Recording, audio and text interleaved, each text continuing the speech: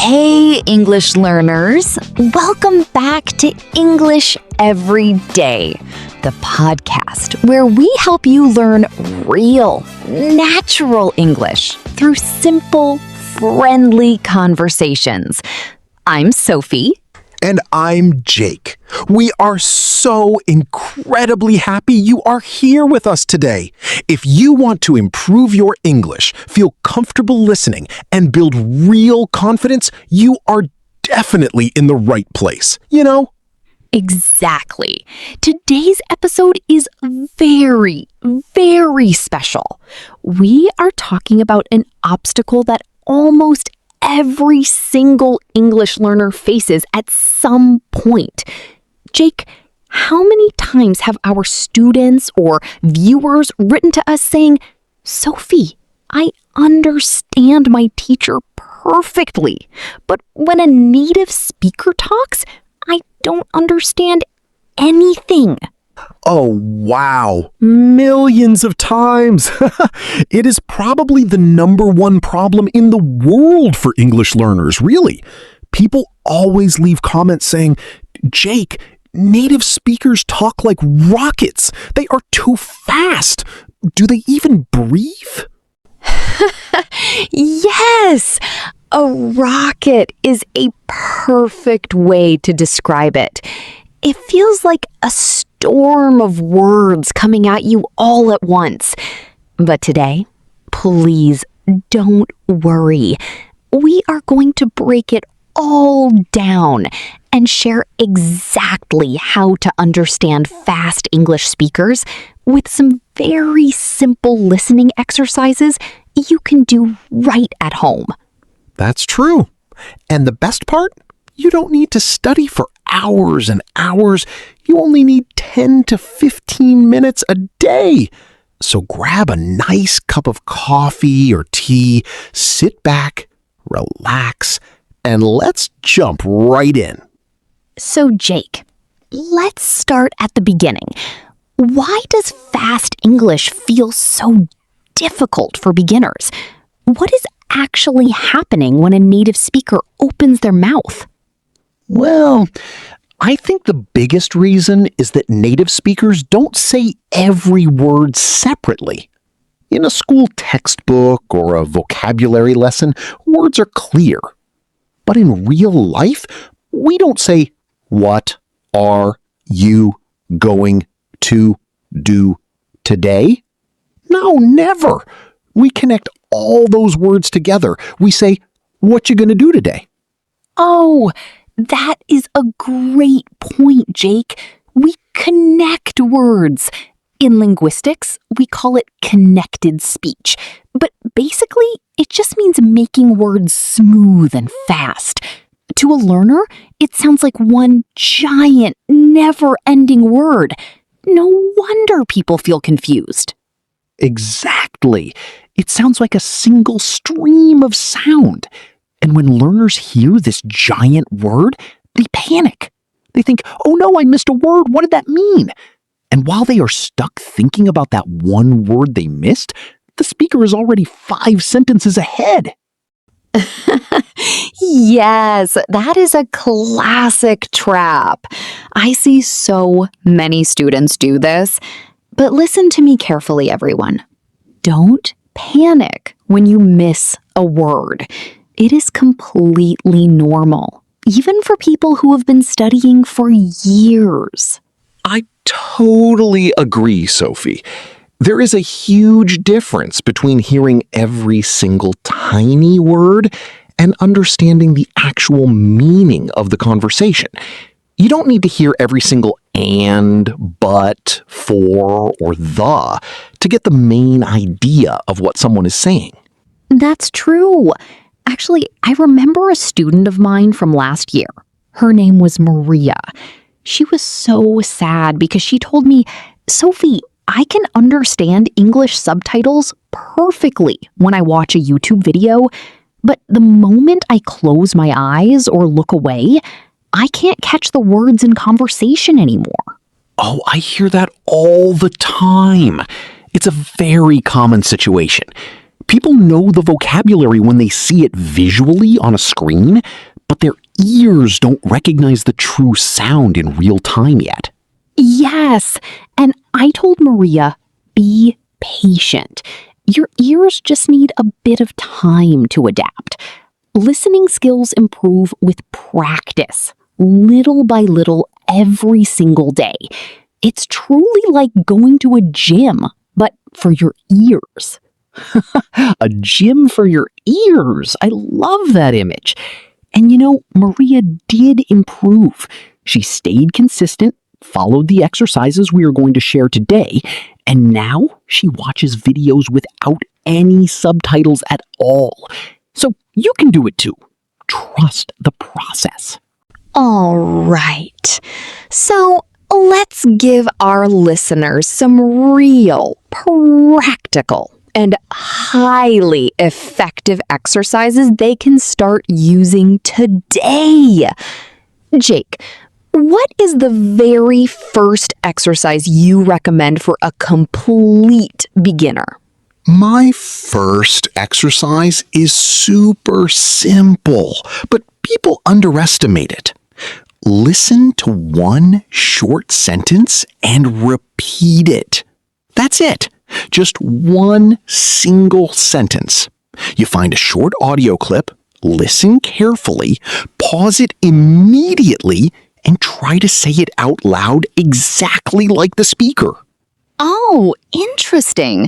Why just one sentence, Jake? Why not a whole paragraph? Because it keeps your brain completely relaxed, Sophie. If you try to listen to a 10-minute speech, your brain gets tired after 2 minutes and stops processing. But one sentence? Anyone can do that without feeling stressed. It builds muscle memory in your ears and mouth. Good point. And that brings us perfectly to exercise number 2.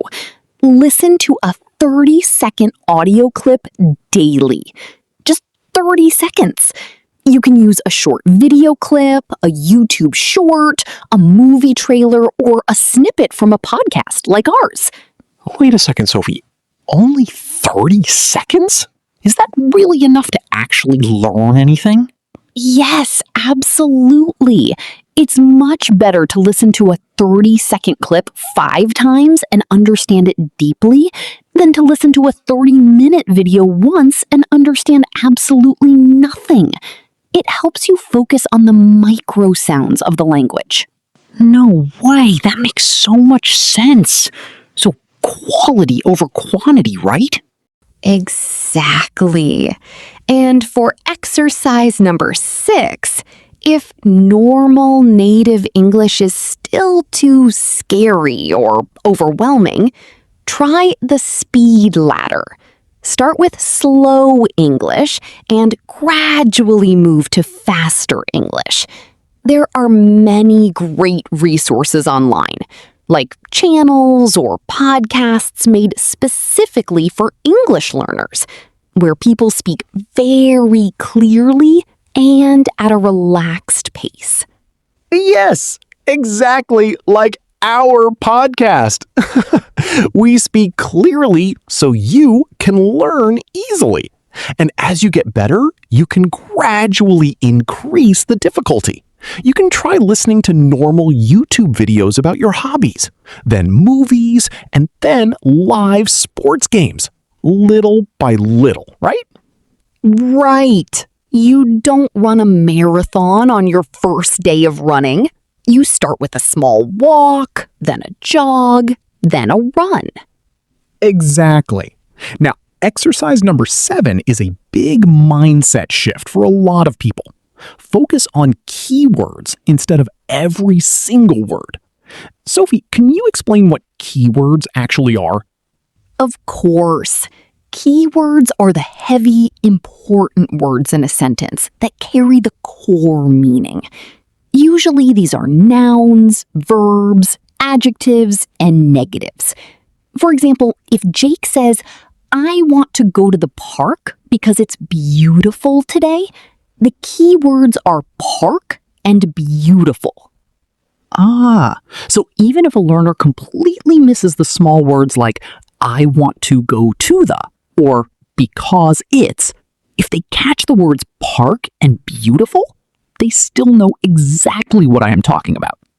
Exactly. Focus on the main idea. Don't get stuck or depressed because you missed a tiny preposition or pronoun. Let it go and keep moving forward with the speaker. That is such liberating advice, Sophie. Moving on to exercise number 8.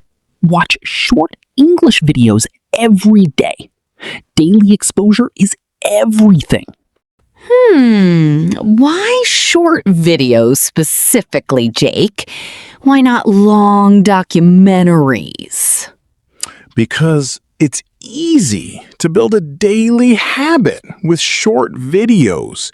If you tell yourself you need to watch a 2-hour movie every single day, you will probably quit after 2 or 3 days because life gets busy. But a 3-minute video? You can do that while waiting for your food to cook or while sitting on the bus. Stay consistent. That is true.